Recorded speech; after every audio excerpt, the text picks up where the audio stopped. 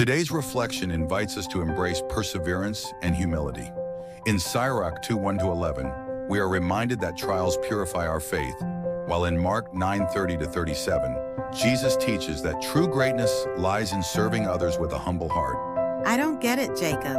I've been doing my best, praying, working hard, helping others, but life keeps throwing problems at me. It's exhausting. I hear you, Anna. It feels like the more we try to follow God, the harder things get.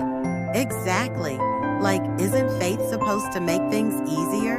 Shouldn't God reward us when we trust Him? Actually, that reminds me of something I read this morning in Sirach 2. It says, "My child, when you come to serve the Lord, prepare yourself for trials."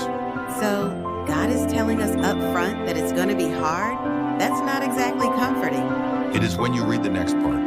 It tells us to remain steadfast, to cling to Him, and to trust that He never abandons those who seek Him.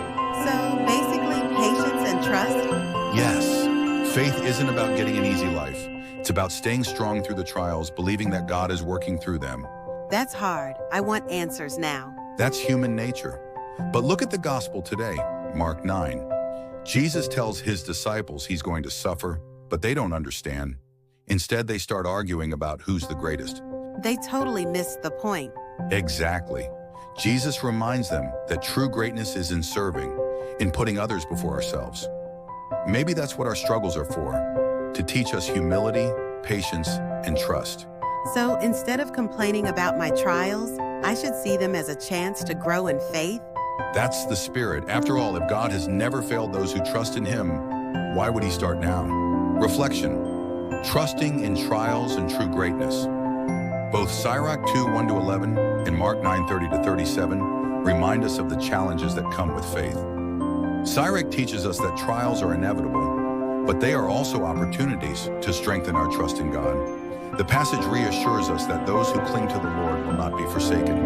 In the gospel, Jesus reveals His coming suffering, yet His disciples are too caught up in their own concerns to understand. Instead of grasping the depth of His sacrifice, they argue over their own importance. Jesus redirects them, teaching that true greatness lies in humility and service, in being the last of all and the servant of all. When we face struggles, it's easy to ask, why me? But these readings challenge us to shift our perspective. Rather than seeing hardships as punishments, we should see them as moments to deepen our trust in God.